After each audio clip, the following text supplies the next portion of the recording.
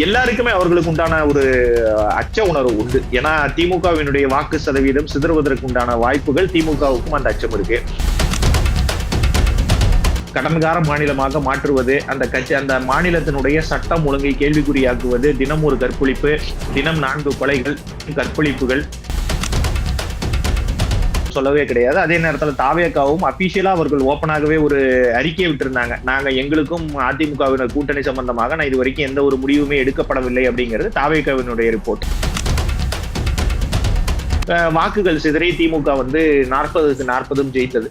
So திமுகவினுடைய பலம் அப்படின்னு சொல்லி பாத்தீங்கன்னா இந்த சிறுபான்மையின் ஓட்டு இந்த தடவை வருமா அப்படின்னு சொல்லி பாத்தீங்கன்னா நிச்சயமா வராது. இந்த ஒரு 4 ஆண்டு காலம் திமுக உருவாக்கி இருக்கு அப்படின்னு சொல்லி பாத்தீங்கன்னா நிச்சயமா கிடையாது. அவர் ஆளுமை மிக்க தலைவரா கண்டிப்பா கிடையாது. ஏன்னா அவர் என்னதான் முதலமைச்சராக உட்கார்ந்து இருந்தாலும் பையனுக்கு முடிசூட்டணும் மிகப்பெரிய ஒரு வாக்கு வங்கியை திமுக வைத்திருக்கிறது அப்படின்னு சொல்லி சொல்றதெல்லாம் உண்மையிலேயே ஒரு மாய பின்பம் கிரியேட் பண்ற மாதிரி திமுக கிரியேட் பண்ணி வச்சிருக்காங்க. அது எல்லாமே ஊடகத்தினுடைய ஒரு பலத்தின் மூலமாகவோ, உத்தரப்பிரதேஷ் யோகி ஆதித்யநாத் மேல திமுக அரசு எவ்வளவோ பெரிய இதெல்லாம் வச்சாங்க. இவர்கள் என்ன இஷ்டத்துக்கு என்கவுண்டர் பண்ணிக்கிட்டு இருக்காங்க. ஒரு தவறு ஒண்ணு நடக்குது, அது காவல்துறையினோட தவறு கிடையாது. ஒரு செயின் ஸ்நாச்சிங் நடக்குது, ஒரு ராபரி ஒண்ணு நடக்குது, ஒரு கொலை ஒண்ணு நடக்குது, ஒரு கற்பழிப்பு ஒண்ணு நடக்குது. இது எல்லாத்துக்குமே காவல்துறை காரணமா நிச்சயமா கிடையாது. ஆனா அதே நேரத்துல என்னுடைய பர்சனலான ஒப்பீனியன், இது 100க்கு 100 சரியான ஒரு விஷயம் தான் சுபாஜி. இந்த மாதிரி விஷயங்கள்லாம் தமிழகத்துல நடக்கக்கூடாது. அவன் கஷ்டப்பட்டு சம்பாதிக்கிற நகை பணம் எவனோ ஒருத்தன் நேக்கா திருடிட்டு போறதுக்கெல்லாம் பாத்துக்கிட்டு நம்மளால சும்மா இருக்க முடியாது சுபாஜி. எப்பொருள் யார் யார் வாய் கேட்பினும் அப்பொருள் மெய்ப்பொருள் காண்பது அறிவு.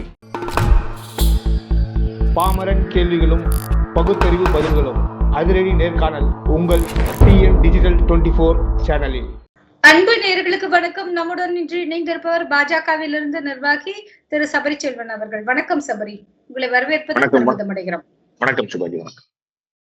சபரி, தமிழகத்துல நிறைய விஷயங்கள் பேசப்பட்டிருக்கும் நிலையில் EPS டெல்லி பயணம், உள்துறை அமைச்சர் அமித்ஷாவை சந்தித்தது இன்று டாக் ஆஃப் த தமிழ்நாடா இருக்கு. தொடர்ந்து அண்ணாமலையும் டெல்லி பயணம். அவரை பார்த்துட்டு இவரை பாக்குறாங்களா? நீங்க இன்டர்வியூ ஸ்டார்ட் பண்ணும் போதே இதுதான் கொஸ்டினா வைப்பீங்க அப்படிங்கறத நான் எதிர்பார்த்ததுதான். நீங்க தானே சொன்னீங்க நிறைய இடத்துல நாங்க அதிமுகவோட கூட்டணி இல்ல, அவங்களால எங்களுக்கு நன்மை இல்லைன்னு. அப்புறம் முதல் கேள்வி இது உங்ககிட்ட தானே இருக்கணும். சுபாஜி ரொம்ப சிம்பிளான ஒரு விஷயம் தான். அதாவது 2020 ஃபர்ஸ்ட் பிரைம் டார்கெட் என்ன? 2026ல இன்னைக்கு நடந்துகிட்டு இருக்கக்கூடிய கேடுகட்ட திமுக ஆட்சியை வீட்டுக்கு அனுப்புவது மட்டும்தான் ஒரே இலக்கு. நம்ம ஒரு சான்ஸ்கிரிட்ல ஒரு பழமொழி உண்டு. அதாவது அகிம்சா பரமோ தர்மஹா தர்ம ஹம்ச ததைவச்சா அப்படின்னு சொல்லி ஒரு பழமொழி உண்டு. இதோட எஃபெக்ட் நீங்க என்னன்னு எடுத்து பாத்தீங்க அப்படின்னா, நாங்க இந்த நிமிஷம் வரைக்கும் அதிமுக எங்களோட கூட்டணிங்கிற வார்த்தையை ஏடிஎம்கேவும் விடல. நாங்க திருப்பி ஏடிஎம்கேவோடு போய் சேர போறோம் அப்படிங்கறத பாஜகவும் விடல. ஆனா எங்களுடைய மாநில தலைவர் அபிஷியலா சொன்ன விஷயம் என்னன்னா, NDA is open for all. NDA alliance எல்லாருக்குமான கதவு திறந்துதான் இருக்கு. இதுல யார் வேணாலும் பாரதிய ஜனதா கட்சியின் தலைமையில் நீங்கள் இணைந்து கொள்ளலாம் அப்படிங்கிற ஒரு விஷயத்தை எங்களுடைய மாநில தலைவர் சொல்லியிருக்காரு. சோ இது ஆப்வியஸா நடக்கிற ஒரு விஷயம் தான். 2026 அப்படிங்கிறது இது 5 முனை போட்டியாக இப்ப இருக்கு. அது நமக்கு நன்றாகவே தெரியுது. ஒரு பக்கம் பாஜக தலைமையிலான என்டிஏ கூட்டணி, ஒரு பக்கம் திமுக, ஒரு பக்கம் புதிதாக வந்த நடிகர் விஜய், ஒரு பக்கம் சீமான் அவர்கள். சோ 5 முனை போட்டியாக இருக்கக்கூடிய இந்த ஒரு களம் ஒருவேளை அதிமுகவும் பாஜகவும் சேர்ந்தால் 3 முனை போட்டியாக. ஆனா இது நடப்பதற்கு இன்னும் காலம் இருக்கு. இது நீங்க எடப்பாடி அவர்கிட்ட கேட்கும் போது என்ன சொன்னார் அப்படின்னா, எங்களுடைய அதிமுக அலுவலகத்தை பார்ப்பதற்காக போயிருக்கேன் அப்படின்னு சொல்லியிருக்காரு. எஸ், அங்க அதிமுகவினுடைய மிகப்பெரிய ஒரு அலுவலகம் உண்டு, நானே பார்த்திருக்கேன். சோ அவர்களுடைய அலுவலகத்தை பார்த்துட்டு அமித்ஷா அவர்களை சந்தித்து அவர்கள் இங்க தமிழகத்துல இருக்கக்கூடிய பிரச்சனைகள் சம்பந்தமாக அமித்ஷாவிடம் பேசினார் அப்படிங்கிறது அபிஷியலா சொன்ன விஷயம். சோ அன்அபிஷியலா என்ன வேணாலும் பேசியிருந்திருக்கலாம், கூட்டணி குறித்து பேசியிருந்திருக்கலாம், தமிழகத்தினுடைய அரசியல் சூழ்நிலைகள் குறித்து பேசியிருந்திருக்கலாம். சோ இதெல்லாம் பாசிபிலிட்டிஸ் இருக்கு. பட் ஆனா அதற்குண்டான கால நேரமும் இருக்கு சுபாஜி. சோ இந்த ஒரு விஷயங்கள் நீங்க எடுத்தீங்க அப்படின்னு சொல்லி பாத்தீங்கன்னா, எல்லாருக்குமே அவர்களுக்கு உண்டான ஒரு அச்ச உணர்வு உண்டு. ஏன்னா திமுகவினுடைய வாக்கு சதவீதம் சிதறுவதற்கு உண்டான வாய்ப்புகள் திமுகவுக்கும் அந்த அச்சம் இருக்கு. நம்ம தனியா நின்னா வெற்றி பெற மாட்டோமோ அப்படிங்கிற ஒரு எண்ணம் விஜய்க்கும் உண்டு. விஜய் மக்களுடைய ஒரு இப்போ வந்து இளைஞர்கள்லாம் கையில இருக்காங்க அப்படிங்கிற ஒரு அச்சமே இருந்தா கூட ஜெயிப்பதற்குண்டான வாக்கு சதவீதம் வந்து விஜய்க்கு உண்டா அப்படின்னு சொல்லி பாத்தீங்கன்னா நிச்சயமாக இல்லை அப்படின்னு சொல்லி தான் நானே சொல்லுவேன். அதே நேரத்துல பாஜக மீண்டும் தனித்து நின்று நாங்கள் வந்து ஏற்கனவே என்டிஏ கூட்டணியில தான் இருக்கும், கணிசமான வாக்குகளை வாங்கியிருந்தோம், நல்ல ஒரு வாக்கு சதவீதத்தை பெற்றிருந்தோம். ஆனால் அதையும் மீறி அது வெற்றிக்குண்டான ஒரு பர்சன்டேஜா அப்படின்னு சொல்லி பாத்தீங்கன்னா வெற்றிக்கு உண்டான பர்சன்டேஜ் இல்ல. பட் பாஜகவினுடைய மிகப்பெரிய ஒரு வளர்ச்சியை வந்து 2024 இந்த நாடாளுமன்ற தேர்தல் காட்டுச்சு. சோ இதை வந்து வெற்றிக்கணியாக மாற்றுவது வந்து பாஜக கையிலையும் இருக்கக்கூடிய எதிர்க்கட்சிகள் கையிலையும் தான் இருக்கு. சோ நடப்பது வந்து நல்லதா இருந்துச்சுன்னா எங்களுக்கும் நல்லதுதான். சோ நாங்க வந்து அதற்கு முன்னால் வந்து அது சம்பந்தமான எந்த ஒரு கமெண்ட்ஸும், ஏன்னா எங்களுக்கு வந்து அபிஷியலா எந்த ஒரு ரிப்போர்ட்ஸுமே வரல, இந்த நிமிஷம் வரைக்கும் எந்த ஒரு அபிஷியல் ரிப்போர்ட்ஸுமே வரல. சோ பாஜகவினுடைய மாநில தலைவர் அண்ணாமலை அவர்கள் வந்து டெல்லி பயணம் போகிறார் அப்படின்னா இதுக்கு நிறைய காரணங்கள் உண்டு. அவர் அமித்ஷாவை சந்திப்பது வந்து ஒரு ஒரு கட்சியினுடைய மாநில தலைவராக அந்த கட்சியினுடைய ஒரு தேசிய தலைவரை சந்திப்பது ஒரு வாடிக்கையான ஒரு விஷயம். சோ அமித்ஷாவை போய் அவர் சந்திப்பதற்கு உண்டான வாய்ப்புகளும் உண்டு. அதே நேரத்துல வானதி சீனிவாசன் அவர்கள் வந்து ஒரு ப்ரோக்ராம் ஒண்ணு கண்டக்ட் பண்றாங்க, மங்கை வேலுநாச்சியார் அப்படின்னு சொல்லி அவங்க வந்து ஒரு புக் ரிலீஸ் பண்றாங்க. சோ அதுக்கு ராஜ்நாத் சிங் வராரு. சோ அந்த ப்ரோக்ராம் ரிலேட்டடா கூட தமிழகத்தை சேர்ந்த நிறைய பாஜகவினுடைய மூத்த நிர்வாகிகள் நிறைய பேர் போயிருக்காங்க. சோ அதன் காரணமாக கூட டெல்லி பயணித்திருக்கலாம். சோ எதுவுமே அன்அபிஷியல்ஸ், நீங்க சொல்ற எல்லாமே அன்அபிஷியல்ஸ் ரிப்போர்ட் தான். பட் ஆனா உங்களுக்கு ஒரு நல்ல விஷயம் சொல்லணும்னா கூடிய சீக்கிரம் வந்து ஒரு இனிப்பான செய்தி வரும் அப்படின்னு சொல்லி நாங்களும் கூட எதிர்பார்த்து கொண்டுதானே இருக்கிறோம். இப்போ மத்தபடி வந்து எங்களுக்கு இந்த கட்சி வந்து எங்க கூட கூட்டணி வந்தா தப்பு, அந்த கட்சி, ஏன்னா அரசியல்ல என்னைக்குமே நிரந்தர எதிரியோ நிரந்தர நண்பனோ கிடையாது அப்படிங்கிறது வந்து ஒரு ஒரு பழமொழியா சொன்னா கூட இன்னைக்கு இருக்கக்கூடிய சித்தாந்தங்களினோட அடிப்படையில வந்து ஒரு சிலர் வந்து ஒன்று சேரணும். சோ அப்படிங்கிற ஒரு எண்ணம் இருக்கு தமிழகத்துல வந்து. எப்படிப்பட்டாலும் சரி, at the end of the day நாங்க எதிர்பார்ப்பது என்ன அப்படின்னு சொல்லி பாத்தீங்கன்னா ஸ்டாலினையும் உதயநிதி ஸ்டாலினையும் வீட்டுல உட்கார வைக்கணும். எங்களுக்கு போதும், இந்த விடியல் வந்து ரொம்ப அதிகமா இருக்கு, கண்ணு கூசுது. சோ மக்களை வந்து காப்பாற்ற வேண்டியது வந்து எங்களுடைய கடமையாக பார்க்கிறோம். தமிழகத்தை வந்து 30 வருஷம் பின்னோக்கி இந்த ஒரு 5 வருட திமுக ஆட்சி வந்து இழுத்து விட்டார்கள் அப்படின்னு சொல்லிதான் நாங்க இதுல பாக்குறோம். ஏன்னா 9.25 லட்சம் கோடிக்கு வந்து கடன் வாங்கி ஒரு மாநிலத்தை வந்து கடன்கார மாநிலமாக மாற்றுவது, அந்த மாநிலத்தினுடைய சட்டம் ஒழுங்கை கேள்விக்குறியாக்குவது, தினம் ஒரு கற்பழிப்பு, தினம் 4 கொலைகள், கற்பழிப்புகள், பள்ளியில் படிக்கக்கூடிய மாணவர்களுடைய நிலைமை, தமிழகத்தில் கரை புரண்டு ஓடும் கஞ்சா விற்பனைகள், மதுவினுடைய தலைவிரித்தாடக்கூடிய மதுவினுடைய விற்பனைகள். சோ இதெல்லாம் வந்து கட்டுப்படுத்தணும் அப்படின்னு சொல்லி நினைச்சீங்க அப்படின்னா ஃபர்ஸ்ட் அந்த பேயை முன்ன வந்து கீழே இறக்கி விடணும், ஆட்சி விட்டு இறக்கி விடணும். ஒரு பழமொழியே உண்டு, பேய்கள் அரசாண்டால் பிணம் தின்னும் சாத்திரங்கள் அப்படின்னு சொல்லி ஒரு பழமொழியே உண்டு. அந்த பேய்கள் அரசாளுவதை வந்து முன்ன ஒழித்து கட்ட வேண்டியது வந்து எங்களுடைய கடமையாக பார்க்கிறோம். சோ எது நடந்தாலும் நல்லதுக்கு தான் சுபாஜி. சோ அபிஷியலா ரிப்போர்ட் வரட்டும், அது வரைக்கும் நம்ம இது சம்பந்தமான கமெண்ட்ஸ் வந்து நாங்க சொல்லுவது வந்து உண்மையிலே நாங்க சபரி, பொதுவாக இங்க வந்து தமிழகத்துல பாத்தீங்கன்னா ஒரு அதிமுக வந்து 2வது மிகப்பெரிய கட்சியாக இருந்தவங்க, அவங்க வந்து தாவேகா கூட தான் கூட்டணி வந்து எதிர்பார்த்து காத்திருந்தாங்க. ஒருவேளை விஜய் வந்து இப்போதைக்கு கூட்டணி இல்ல அப்படியே கூட்டணியாக இருந்தாலும் நம்ம 2025 கடைசியில டிசம்பர்ல பாத்துக்கலாம், அந்த மாதிரியான ஒரு சிந்தனை இருக்கிறதுனால பாஜகவை நோக்கி நகர்கிறார்களா அப்படிங்கிற ஒரு கேள்வி முன்வைக்கப்பட்டாலும் திமுக கூட்டணி உடைந்தால்தான் வேறு எந்த கூட்டணி அமைந்தாலும் வெற்றி அப்படிங்கிறது எல்லாருடைய பார்வையாகவுமே இருக்கு. இல்ல அது யாருடைய பார்வையும் அப்படி எல்லாம் கிடையாது சுபாஜி. முதல்ல வந்து ஏடிஎம்கே வந்து தாவேகா கூட தான் போகணும் அப்படின்னு சொல்லி எந்த இடத்துலயும் அவர்கள் சொல்லவே கிடையாது. அதே நேரத்துல தாவேகாவும் அபிஷியலா அவர்கள் ஓப்பனாகவே ஒரு அறிக்கையை விட்டிருந்தாங்க, நாங்க எங்களுக்கும் அதிமுகவினர் கூட்டணி சம்பந்தமாக நான் இது வரைக்கும் எந்த ஒரு முடிவுமே எடுக்கப்படவில்லை அப்படிங்கிறது தாவேகாவினுடைய ரிப்போர்ட். அதே நேரத்துல எடப்பாடி பழனிசாமி அவர்களை கேட்கும் போது அந்த மாதிரி ஒரு எண்ணங்கள் எங்களுக்கு கிடையாதுன்னு அப்படின்னு சொல்லி ஏற்கனவே அவர் ஒரு முறை சொல்லியிருந்தார். ஒருவேளை அவர்களுக்குள்ள ஆசைகள் இருந்தது அப்படின்னு சொல்லி சொன்னீங்க அப்படின்னா தொண்டர்களுடைய மனநிலையும் அதே மாதிரிதான் இருக்கா அப்படின்னு சொல்லியும் உண்மையிலேயே பார்க்கணும். ஏன்னா தொண்டர்கள் உண்மையிலேயே வந்து புதுசா அந்த நடிகர் பின்னாடி போகக்கூடிய ஒரு கட்சி வந்து நீங்க சொன்னீங்கல்ல 2வது பெரிய கட்சி, அவருக்கு 2வது பெரிய கட்சி கிடையாது, அவர்கள் தான் இருக்கிறதுலே பெரிய கட்சியாக இருந்தார்கள். ஜெயலலிதா அம்மா ஆட்சி காலத்துல வந்து அவர்கள் வந்து இருக்கிறதுலே பெரிய கட்சி, தமிழகத்துல 2.5 கோடி தொண்டர்கள்னு எதற்கெடுத்தாலும் சொல்லக்கூடிய அதிமுக தான் பெரிய கட்சி. சோ அவர்கள் தொண்டர்களுடைய மனநிலைக்கு வந்து அவர்கள் வந்து முக்கியத்துவம் தருவாங்க அப்படின்னு சொல்லி தான் நாங்களும் எதிர்பார்க்கிறோம். சோ என்னை பொறுத்தவரை வந்து அவங்க தாவேகா கூட போறாங்க, இதுல இருக்காங்க. ஆனா திமுக வந்து மிகப்பெரிய ஒரு கூட்டணி பலம் வாய்ந்த ஒரு கட்சி அப்படின்னு சொல்லி எல்லாம் இன்னைக்கு கூட்டணியில அங்க என்ன பலம் இருக்கு? நான் என்ன சொல்றேன், ஒரு சிறுபான்மையினர் சமூகத்துல இருக்கக்கூடிய வாக்குகளை வந்து நம்ம மொத்தமா வாங்கி விடலாம். சோ இது வரைக்கும் அப்படிதான் நடந்துகிட்டு இருந்தது. நீங்க 2021 சட்டமன்ற தேர்தல் எடுத்தீங்க அப்படின்னு சொல்லி பாத்தீங்கன்னா ஒரு திமுக மேல இருந்தக்கூடிய ஒரு அனுதாபம், கலைஞருடைய மறைவாக இருக்கலாம், அல்லது அங்க நடந்த ஆட்சிகள்ல வந்து கண்டினியூஸா நடந்த போராட்டம், கொரோனா காலகட்டத்துல வந்து அமைதியாக இருந்த தமிழகம், மொத்த தேசமுமே அமைதியாக தான் இருந்தது, மொத்த உலகமே அமைதியாக தான் இருந்தது அந்த காலகட்டங்கள். சோ அந்த மாதிரி ஒரு அதிருப்தியினால அந்த அதிருப்தி வாக்குகளை வந்து திமுக அறுவடை செய்தது. 2024 நாடாளுமன்ற தேர்தலில் வந்து அதே மாதிரி கூட்டணி பலம் இல்லாததுனால, எதிரில் இருக்கக்கூடிய கூட்டணிகளுடைய பலம் இல்லாததுனால வாக்குகள் சிதறி திமுக வந்து 40க்கு 40 ஜெயித்தது. சோ திமுகவினுடைய பலம் அப்படின்னு சொல்லி பாத்தீங்கன்னா, இந்த சிறுபான்மையின் ஓட்டு இந்த தடவை வருமா அப்படின்னு சொல்லி பாத்தீங்கன்னா நிச்சயமா வராது. சிறுபான்மையினர் ஓட்டு இந்த முறை நிச்சயமாக நெல்லிக்காய் மூட்டை மூல சிதறதான் போகுது. அதை நம்ம நிச்சயம் பார்க்க தான் போறோம். ஏன்னா அதுக்குண்டான பாசிபிலிட்டிஸ் உங்களுக்கு நன்றாக தெரியும். புதுசா வந்த நடிகர் வந்து அவர்கள் கட்சியில இருந்து நிறைய வாக்குகளை வந்து அள்ளி வாரி எடுத்துட்டு போறாரு. அதனால அந்த நடிகர் வெற்றி பெறுவாரா அப்படின்னு சொல்லி பாத்தீங்கன்னா நிச்சயமா அதுவும் கிடையாது.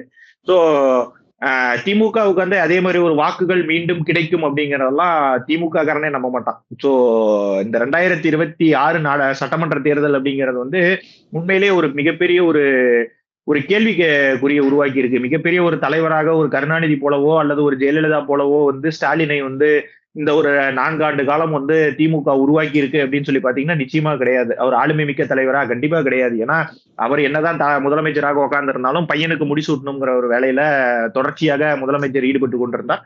அதுக்கு நம்ம நன்றாவே தெரியும். ஒரு தலைவன் அப்படிங்கிறவன் வந்து உண்மையிலேயே தன்னை முன்னிலைப்படுத்தி தன்னுடைய ஆளுமையை நிரூபிக்கணும் அப்படின்னு நினைக்கணுமே ஒழிய உட்கார்ந்ததுக்கு அப்புறம் அடுத்து யார் உட்கார போறான்னு அந்த உட்கார்ந்த நேரத்திலேயே நீங்க யோசிச்சீங்க அப்படின்னு சொல்லி பாத்தீங்கன்னா நீங்க தலைவனா தெரிய மாட்டீங்க. நீங்க யார தலைவனா ஆக்கணும்னு சொல்லி நினைக்கிறீங்களோ அவர்கள் தான் தலைவராக தெரிவார்கள். சோ திமுகவை பொறுத்த வரைக்கும் நம்ம வந்து வாக்கு சதவீதம் வந்து அவர்கள் வந்து அப்படியே இருக்கு, மிகப்பெரிய ஒரு வாக்கு வங்கி திமுக வைத்திருக்கிறது அப்படின்னு சொல்லி சொல்றதெல்லாம் உண்மையிலேயே வந்து ஒரு மாய பின்பம் கிரியேட் பண்ற மாதிரி திமுக கிரியேட் பண்ணி வச்சிருக்காங்க. அது எல்லாமே ஊடகத்தினுடைய ஒரு பலத்தின் மூலமாகவோ அல்லது வந்து இருக்கக்கூடிய ஃபேக் நரேட்டிவ்ஸ் மூலமாகவோ தான் திமுக உருவாக்கி வச்சிருக்காங்க. சோ இந்த 2024 இந்த நாடாளுமன்ற தேர்தலே நீங்க பாத்துருந்தீங்கன்னா தெரிஞ்சிருக்கும். பல இடங்கள்ல வந்து திமுகவினுடைய வெற்றி வாய்ப்பு வந்து 2 கட்சிகள் பிரிந்திருந்ததனால் அவர்களுக்கு வந்து மிகப்பெரிய ஒரு வெற்றி வாய்ப்பா கிடைச்சது. அப்படி ஒருவேளை அந்த நீங்க சொன்ன மாதிரி முதல்ல கேட்ட கேள்வி மாதிரி ஒருவேளை பாஜகவும் அதிமுகவும் ஒருவேளை கூட்டணியில இருந்திருந்தால் அந்த சமயத்துல திமுக இதே 40 சீட்டு ஜெயிச்சிருக்குமா அப்படின்னு சொல்லி பாத்தீங்கன்னா கண்டிப்பா கிடையாது. நிச்சயமாக ஒரு 10 சீட்டுக்குள்ளேயே ஒற்றை இலக்குல மட்டும்தான் திமுகவால வெற்றி பெற்று இருக்க முடியும் அப்படிங்கறதான். இதுதானே சபரி கூட்டணிக்கு முன்னாடி எல்லாரும் சொன்னாங்க, எல்லா ஊடகமும். இல்ல அப்படி இல்லை சுபாஜி, ஒரே விஷயம் தான் என்னன்னா, எங்களுடைய தலைமையை ஏற்று நீங்க வரணும் அப்படின்னு சொல்லி கூட சொல்லல. நாங்க என்ன சொல்றோம், ஒரு பாரத பிரதமர் ஒரு என்டிஏ கூட்டணியை சேர்ந்தவர். அந்த சமயம் வந்து நிறைய சந்தர்ப்ப சூழ்நிலைகளாக இருந்திருக்கலாம். எடப்பாடி அவர்களுக்கு அவருடைய யோசனைகள் வித்தியாசமாக இருந்திருக்கலாம். நாங்கள் வந்து தனித்து நின்றால் வெற்றி பெற முடியும் அப்படிங்கிற ஒரு எண்ணமாக இருந்திருக்கலாம்.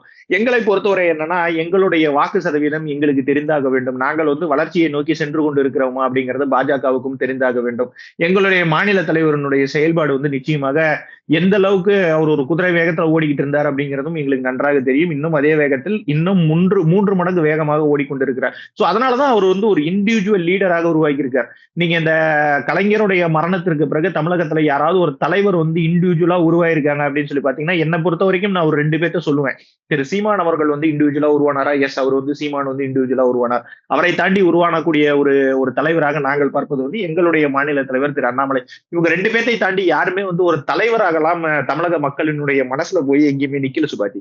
ஒரு சாதாரண ஒரு அடித்தட்டு இடத்துல இருந்து வந்து ஒரு ஹீரோயிக் பேக்ரவுண்டோ இல்ல ஒரு பொலிட்டிக்கல் பேக்ரவுண்டோ இல்ல ஒரு எக்கனாமிக்கல் பேக்ரவுண்டோ இல்லாத 2 நபர்கள் இவங்க வந்து வந்திருக்காங்க அப்படின்னா நான் இந்த ஒரு 2 பேரையுமே நான் சொல்லுவேன். சோ இந்த 2 பேரும் வந்துதான் லீடர்ஸா இருக்காங்க அப்படின்னு சொல்லி பாத்தீங்கன்னா எஸ், அவருக்கு வந்து சீமானவர்களுக்கு வந்து ஒரு சில விஷயங்கள் டிராபேக்கா இருந்தது. ஆனா அந்த டிராபேக்கோட திரு அண்ணாமலை அவர்களுக்கு இல்லை, படித்த மனிதர் அப்படின்னு வந்து மக்களுடைய மனசுல இருக்கு. சோ இதெல்லாம் வச்சு பார்க்கும்போது எங்களுடைய எண்ணமும் அப்படிதான் இருந்தது. நாங்க வந்து யாரையும் வந்து எங்களுடைய கூட்டணியை விட்டு வெளியே போங்க அப்படின்னு சொல்லி எல்லாம் எந்த இடத்துலயும் நாங்க சொல்லவே கிடையாது. கூட்டணியில் இதை விட பெரிய விஷயம் சொல்லணும் அப்படின்னா, பிரதமர் வேட்பாளரை முன்னிறுத்துவதற்காக அதிமுக வந்து எடப்பாடி அவர்களை கூப்பிட்டு முன்மொழிய சொன்னதும் இதே பாஜக. நாங்க தான் என்டிஏ கூட்டணியில நாங்க தான் முன்மொழிய சொன்னோம். நாங்க யாரையுமே கூட்டணி விட்டு போக சொல்லல. சோ அவர்களுடைய சந்தர்ப்பம் அவர்களுடைய சூழ்நிலையாகத்தான் நாங்கள் இதை பார்க்கிறோம் ஒழிய இந்த சந்தர்ப்பம் ஓகே, ஏதோ ஒரு முறை நடந்துருச்சு. ஒரு முறை ரஜினி சொல்ற மாதிரி ஒரு முறை துண்டு தவறும், எல்லா முறையும் துண்டு தவறாது அப்படிங்கிற மாதிரி தான் நாங்க இதுல பாக்குறோம். சோ திமுகவினுடைய வாக்கு வங்கி அப்படிங்கறதெல்லாம் உண்மையிலேயே வந்து ஒரு ஃபேக் நரேட்டிவ். அது வந்து ஒரு மாய பின்பமாக மட்டும்தான் நான் பாக்குறேன் சுபாஜ். இன்று காலை அதிகாலை சென்னையை பரபரப்பாக்கிய என்கவுண்டர் சம்பவம். தொடர்ந்து அந்த செயின் ஸ்நாச்சிங்குடைய அவங்கள வந்து கண்டுபிடிச்சு அவங்க என்கவுண்டர் செய்யப்பட்டிருக்காங்க. என்கவுண்டர்னு சொல்ல முடியாது, அபிஷியலா இது வந்து என்னன்னா போலீசாரை சுட்டுனால போலீசார் வந்து தற்காப்புக்கு சுட்டிருக்காங்க. இதோட 4 இந்த மாதிரி தற்காப்பு சுடுதல் வந்து நடந்திருக்கு. இதை எப்படி பாக்குறீங்க? இதன் மூலமாகவே சட்டம் ஒழுங்கு வந்து கட்டுக்குள் கொண்டு வந்து முடியுமா? முதல் விஷயம் சுபாஜி, இந்த மாதிரி தவறு செய்பவர்களை வந்து நீங்க சுடுவீங்க அப்படின்னு சொல்றீங்க அப்படின்னா எஸ், அது ஒரு விதமாக நான் வந்து வரவேற்க தான் செய்வேன். ஏன்னா மீண்டும் வந்து இந்த போல தவறுகள் செய்யக்கூடாது அப்படிங்கிறதுக்கு வந்து இது ஒரு விஷயமாகத்தான் பாக்குறேன். இது என்கவுண்டர், அவர்கள் வந்து தப்பிக்க முயற்சி செய்தார்கள் அப்படிங்கிறதெல்லாம் அதனால நீங்க ஹியூமன் ரைட்ஸ் கமிஷனுக்கு சொல்லிக்கங்க, என்னவோ சொல்லிக்கங்க, எங்களுக்கு தெரியும் என்ன நடந்திருக்குன்னு. ஏன்னா ஒரு உத்தரப்பிரதேச வெளிய மாநிலத்தை சேர்ந்த ஒரு நபர்கள் வந்து 3 நபர்கள் வந்து அந்த இடத்துல போய் கள்ள துப்பாக்கி மறைச்சு வச்சாங்க, நாங்க வந்து தற்காப்புக்காக சுட்டோம் அப்படிங்கறதெல்லாம் நீங்க அபிஷியல் ரிப்போர்ட்டா வேணா கவர்மெண்ட்டுக்கோ பிரஸுக்கோ நீங்க கொடுக்கலாமே ஒழிய அது மக்களுக்கு தெரியும். ஆமா, இப்ப ஓட விட்டு தான் போலீஸ் சுட்டிருக்காங்க அப்படிங்கறதெல்லாம் அவர்களுக்கு நன்றாக தெரியும். சோ இந்த என்கவுண்டர்ஸ் அப்படிங்கிறது எஸ், இந்த மாதிரி செயின் ஸ்நாச்சிங் அவன் கஷ்டப்பட்டு நகை வாங்கி, இன்னைக்கு நகை விற்கிற விலையில அவன் கஷ்டப்பட்டு நகை வாங்கி பொண்டாட்டிங்களுக்கு குழந்தைங்களுக்கு போட்டு விடுவான், இவனுங்க நேக்கா வந்து செயினை பிச்சுட்டு போயிடுவாங்க அப்படிங்கறதெல்லாம் வந்து மக்களுடைய வாழ்வாதாரத்தையோ அவர்களுடைய வாழ்வையோ கூட சுரண்டி சம்பாதிப்பதற்கு சமம். ஆனா அதே நேரத்துல வந்து இதை வந்து நான் வரவேற்கிறேன். உண்மையிலேயே நீங்க வந்து என்கவுண்டர் அப்படிங்கிறது வந்து தேவையான விஷயங்களுக்கு நீங்க பண்ணீங்க அப்படின்னா வரவேற்கிறேன். ஆனா அதே நேரத்துல உண்மையை மறைப்பதற்காக நடத்தப்படக்கூடிய என்கவுண்டர்ஸ் வந்து உண்மையிலேயே தடுக்கப்படணும். இப்ப கொஞ்ச நாளைக்கு முன்னாடி வந்து உத்தரப்பிரதேஷ் யோகி ஆதித்யநாத் மேல திமுக அரசு எவ்வளவோ பெரிய இதெல்லாம் வச்சாங்க. இவர்கள் என்ன இஷ்டத்துக்கு வந்து என்கவுண்டர் பண்ணிக்கிட்டு இருக்காங்க, புல்டோசர் வச்சு முஸ்லிம்களோட வீடுகளை வந்து இடிச்சிட்டு இருக்காங்க. ஏன்னா உண்மையை சொல்லணும் அப்படின்னு சொல்லி பாத்தீங்கன்னா உத்தரப்பிரதேஷ்ல வந்து அங்க நடந்துகிட்டு இருந்த அந்த சமாஜ்வாடி பார்ட்டி அந்த கட்சியினுடைய ஆட்சியின் போது வந்து ரவுடிசம் வந்து ரொம்ப தலைவிரித்தாடியது.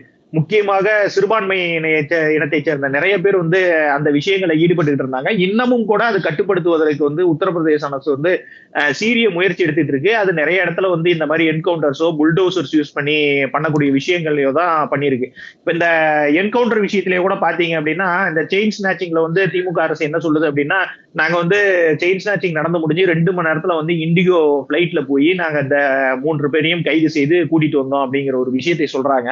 ஆனா கடைசி நிமிஷம் வரைக்கும் அந்த செயின் ஸ்நாச்சிங்ல ஈடுபட்ட அந்த நபர்களுடைய பெயரை வந்து எந்த ஒரு ஊடகமோ அல்லது திமுக அரசோ சொல்லுவதற்கு தயங்குவதற்கு காரணம் என்ன அப்படின்னு சொல்லிதான் நாங்க இதுல கேட்கிறோம். ஏன்னா அந்த 3 பேரோட பேரை எடுத்து பாத்தீங்க அப்படின்னா ஜாஃபர், அஜ்மல் அண்ட் சல்மான்.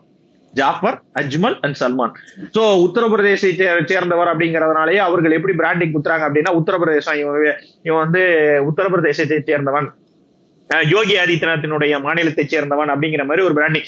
இதே விஷயத்தை வந்து உத்தரப்பிரதேச செஞ்சிருந்தாலும் யோகி ஆதித்யநாத் வந்து அங்க நீங்க இன்னைக்கு ஒருத்தர் போட்டிருந்தீங்க, உத்தரப்பிரதேசல யோகி ஆதித்யநாத் 3 பேத்தையுமே என்கவுண்டர் பண்ணியிருப்பார்.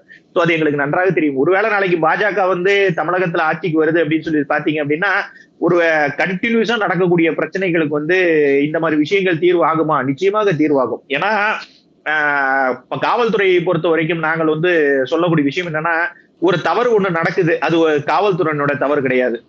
ஒரு செயின் ஸ்நாச்சிங் நடக்குது, ஒரு ராபரி ஒண்ணு நடக்குது, ஒரு கொலை ஒண்ணு நடக்குது, ஒரு கற்பழிப்பு ஒண்ணு நடக்குது, இது எல்லாத்துக்குமே வந்து காவல்துறை காரணமா நிச்சயமா கிடையாது.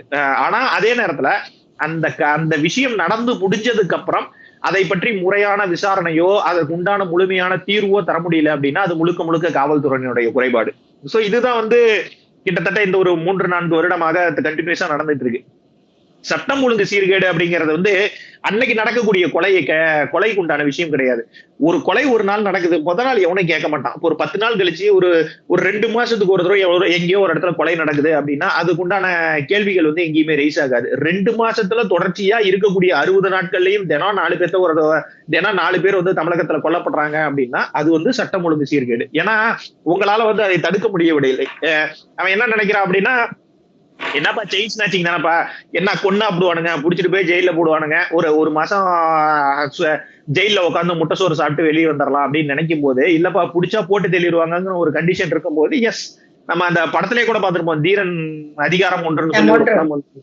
ஆமா, ஏன்னா கண்டினியூஸா தமிழகத்துல நடந்திருந்த ஒரு டக்கால்டி கேஸ்ன்னு சொல்லுவாங்க அந்த விஷயங்களை. சோ அந்த மாதிரி கேஸ்ல வந்து என்கவுண்டர் தான் கடைசியா தீர்வு கொடுத்தது. அதற்கு பின்னால் வந்து கண்டினியூஸ் ராபரிங்கிறது வந்து தமிழகத்துல நின்று போச்சு ஜெயலலிதா அவர்களுடைய ஆட்சி காலத்துல நடந்தது.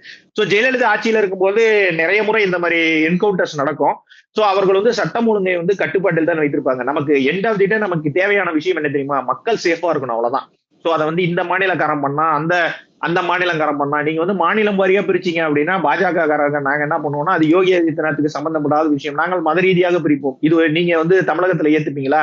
உங்களால கைது செய்யப்பட்டவர்கள் என்கவுண்டர் செய்யப்பட்டவனோட பேரை கூட போடுவதற்கு பத்திரிகையாளர்களுக்கு போடுவதற்கு திமுக அரசு தயங்குது. ஏன்? சிறுபான்மையினர் மக்கள் வந்து கஷ்டப்படுவாங்க. இதே ஒரு ஹிந்து பேரை போட்டு பாருங்க, தாராளமா எல்லா டிவிலையும் போட்டிருப்பாங்க. அப்போ வந்து இந்துக்கள் இளிச்சவாயர்கள் மத்த சிறுபான்மையினர் மக்கள்லாம் விவரமானவங்க அப்படின்னு சொல்லி வந்து திமுக அரசு சொல்ல வருதா? சோ இதெல்லாம் ரொம்ப சிம்பிளான ஒரு விஷயம் தான். இந்த விஷயம் நடந்ததை வரவேற்கிறதுல வந்து நாங்களும் பெருமை தான் படுறோம். இது வந்து என்கவுண்டரா இருந்துட்டு போகுது, இல்ல நீங்க ஓட விட்டு சுட்டீங்க, நீங்க ஓப்பனா கூட மக்கள் கிட்ட சொல்லிடலாம், நாங்க தான் ஓட விட்டு சுட்டோம் அப்படின்னு கூட நீங்க சொல்லலாம். அதெல்லாம் ஒன்றும் தப்பு கிடையாது. உங்களுடைய துறை ரீதியான நடவடிக்கை வராம இருப்பதற்காக நீங்க வந்து என்கவுண்டர் அப்படிங்கிற ஒரு விஷயத்தை வந்து காவல்துறை சொல்றாங்க. மற்றபடி இந்த ஒரு விஷயம் வந்து நானே உண்மையிலே என்னோட பர்சனல் விஷயம், இது வந்து பாஜகவினுடைய அபிஷியல் ரிப்போர்ட்டா கூட நீங்க எடுத்துக்க வேண்டாம். என்னுடைய பர்சனலான ஒப்பீனியன், இது 100க்கு 100 சரியான ஒரு விஷயம் தான் சுபாஜி. இந்த மாதிரி விஷயங்கள்லாம் தமிழகத்துல நடக்கக்கூடாது. அவன் கஷ்டப்பட்டு சம்பாதிக்கிற நகை பணம் எவனோ ஒருத்தன் வந்து நேக்கா திருடிட்டு போறதுக்கெல்லாம் பாத்துக்கிட்டு நம்மளால சும்மா இருக்க முடியாது சுபாஜி. அமித்ஷா அவர்கள் சம்பந்தம் இல்லாமல் பேசுகிறார். திமுகல இந்த சலசலப்புக்கெல்லாம் அஞ்சாது அப்படின்னு சொல்லிட்டு அமைச்சர் சேகர் பாபு அவரும் சொல்லியிருக்காரு. இதை நீங்க எப்படி பாக்குறீங்க? சேகர் பாபு முன்ன அவருடைய துறையை தான் பார்க்கணும் சுபாஜி. அவரு கும்முடி புண்டி தான்னா என்ன அரசியல் நடக்குது அப்படிங்கிறது வந்து திமுகவுக்கு சுத்தமாக தெரியறதுக்கு வாய்ப்பு கிடையாது. சேகர் பாபு அவர்கள் வந்து எங்களுடைய மாநில தலைவர் சொன்னார், இதே ரவுடிகளினுடைய பட்டியல்ல இருந்த ஒரு நபர் சேகர் பாபு. சோ அமித்ஷா வந்து சம்பந்தம் இல்லாம பேசுறாரு. ஒரு ஹோம் மினிஸ்டர் வந்து சம்பந்தம் இல்லாம என்ன சம்பந்தம் இல்லாம பேசினாரு?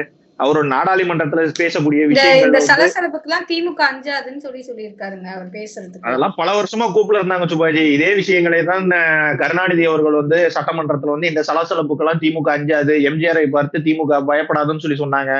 10 வருஷம் கூப்பிட தான் இருந்தாங்க. எம்ஜிஆர் அவங்கள உட்காரதான் வச்சிருந்தாங்க. இதே சலசலப்புக்கெல்லாம் திமுக அஞ்சாதுன்னு ஜெயலலிதாவை பார்த்து கருணாநிதி சொல்லும் போது மீண்டும் பல வருட காலம் வந்து எதிர்கட்சியா இல்லாத நிலைமையெல்லாம் கூட அந்த அம்மா வச்சிருந்தது 2016 நமக்கு நன்றாக தெரிந்திருக்கும். சோ சேகர் பாபு அவர்கள் வந்து மீண்டும் வந்து அவருடைய ரவுடி தொழிலை வந்து துவங்குவதற்கு உண்டான வாய்ப்புகள் நிறைய அதிகமா இருக்கு சுபாஜி 2026. சோ எங்களை பொறுத்த வரைக்கும் என்னன்னா சுபாஜி, அமித்ஷா அப்படிங்கிற அந்த ஒரு மனிதனுடைய ஒரு விஷயம் வந்து உண்மையிலேயே அதை வந்து நீங்க எடுத்து பார்க்கணும். ஏன்னா இன்னைக்கு எதிர்கட்சி தலைவராக இருக்கக்கூடிய எடப்பாடி பழனிசாமி போய் அவருக்கு முன்னாடி நிக்கிறாரு, ஒரு விஷயங்களை பேசிட்டு வர்றாரு அப்படின்னா அதுக்கு உண்டான சொல்யூஷன் அவர் வச்சிருக்காரு. ஏன்னா நாங்க ஆரம்பத்திலிருந்தே இந்த பிரச்சனைகளை வந்து அதிமுக இருக்கக்கூடிய பிரச்சனைகள் வந்து உட்கட்சி பிரச்சனைகள் வந்து பாஜக அதிகமாக தலையிட்டது கிடையாது.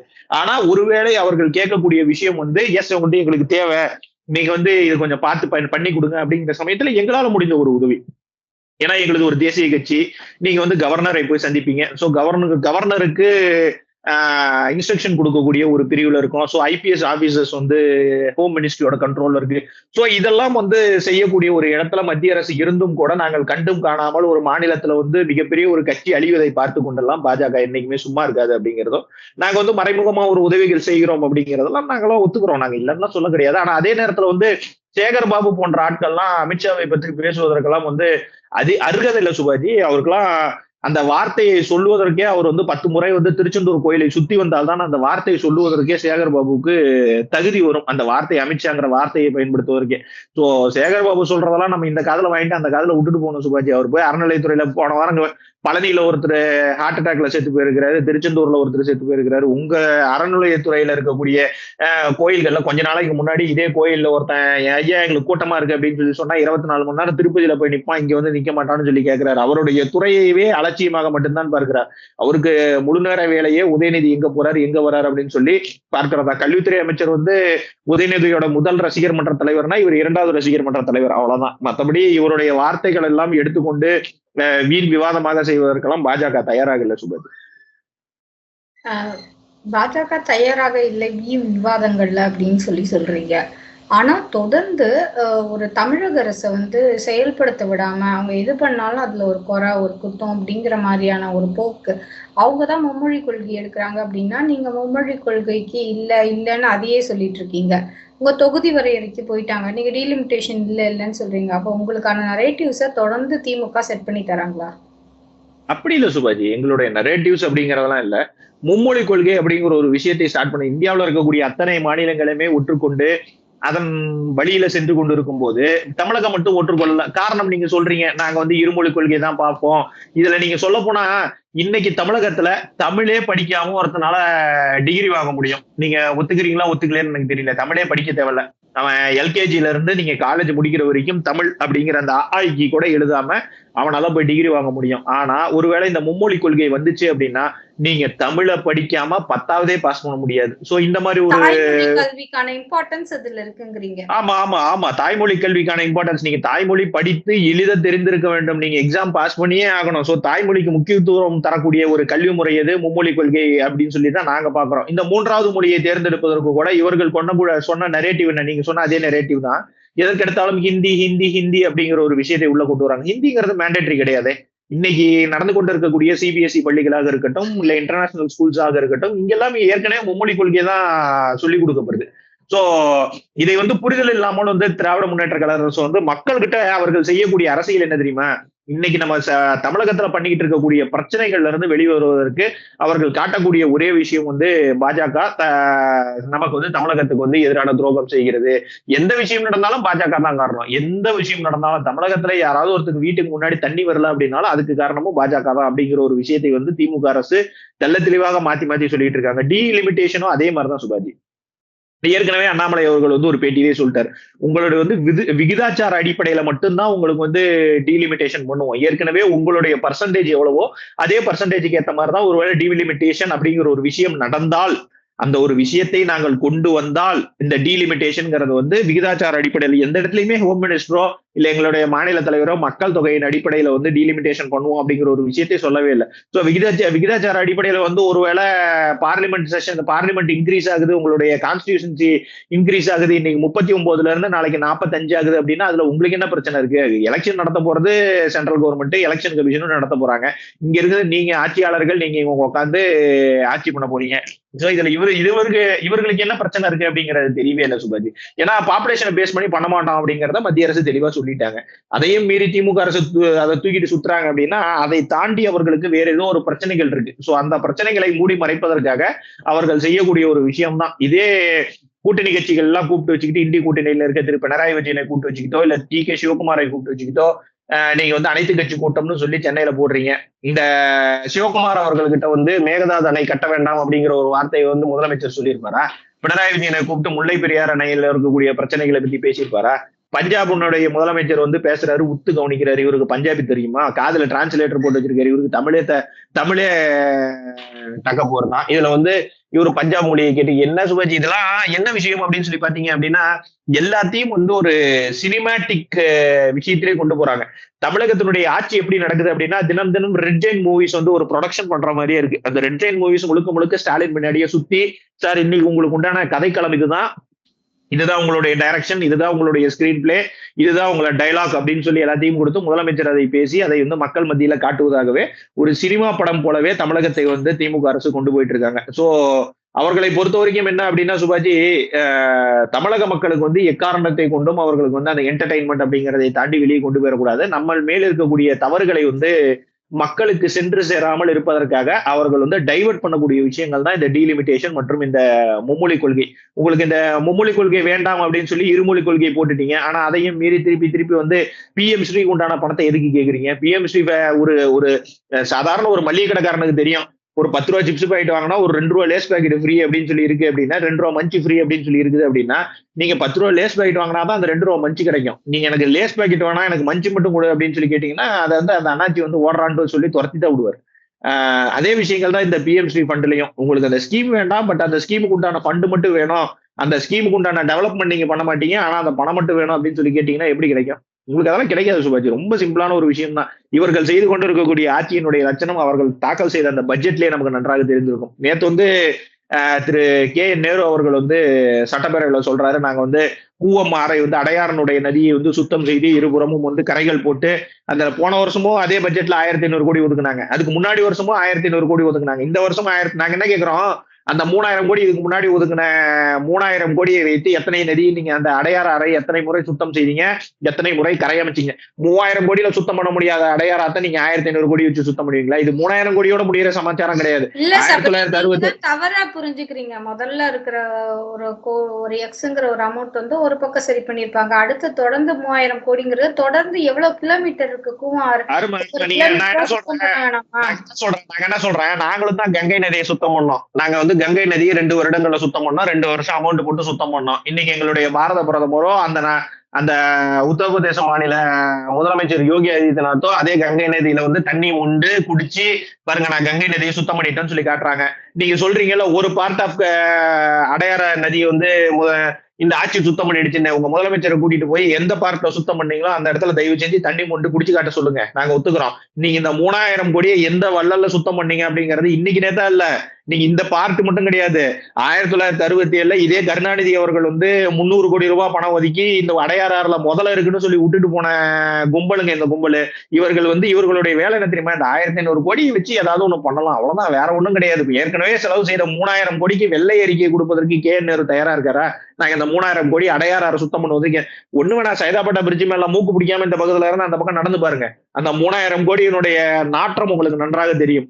சுபாஜி, இவர்களுடைய லட்சணம் பூரா இதுதான். நீங்க இதை கேட்பதெல்லாம் தவறான ஒரு விஷயம். நீங்க வேணா இது வேணா எழுதி வச்சீங்க, 2025 இப்ப பட்ஜெட்ல தாக்கல் பண்ணிருக்காங்கல்ல, அடுத்த வருஷம் மார்ச் மாசம் திரும்பவும் பட்ஜெட் தாக்கல் பண்ணுவாங்க, அதுலயும் 1500 கோடி ஒதுக்குவாங்க. இந்த 2024 பணம் என்னாச்சு, 2025 பணம் என்னாச்சுன்னு இதே மாதிரி மீட்டிங்ல உட்காந்து நம்ம ஒன்னும் பேசுவோமே ஒழியா, இன்னைக்கு நான் 3000 கோடி காணும்னு சொல்றேன், அன்னைக்கு நான் 4500 கோடி காணும்னு சொல்லுவேன், அவ்வளவுதான். இது ஒன்றும் மாற போறது கிடையாது. மாறக்கூடியது ஒண்ணே ஒண்ணு என்னன்னா, 26 அவர்களை தூக்கி எறிந்தால் மட்டும்தான் இந்த மாற்றம் நடக்குமே ஒழிய, மத்தபடி நம்ம பேசுறதும் ஆக போறது இல்ல, அமௌண்ட் மட்டும் இன்க்ரீஸ் ஆயிட்டே போகும், வேற ஒன்றும் நடக்க போறது இல்ல. சுபாஜி, ரொம்ப நன்றி சபரி. இத்தனை நேரமும் அழகாகவும் தெளிவாகவும் மாற்றம் ஒன்றுதான் மாறாதது, 2026 எல்லாமே மாற்ற போகுது, எங்களுக்கு கண்ணை கூசுதுங்க, போதுங்க இந்த விடியல் அப்படிங்கிற ஒரு கருத்தை பாஜக நிர்வாகி சபரி செல்வன் நம்ம இடையே பகிர்ந்திருக்கிறார்.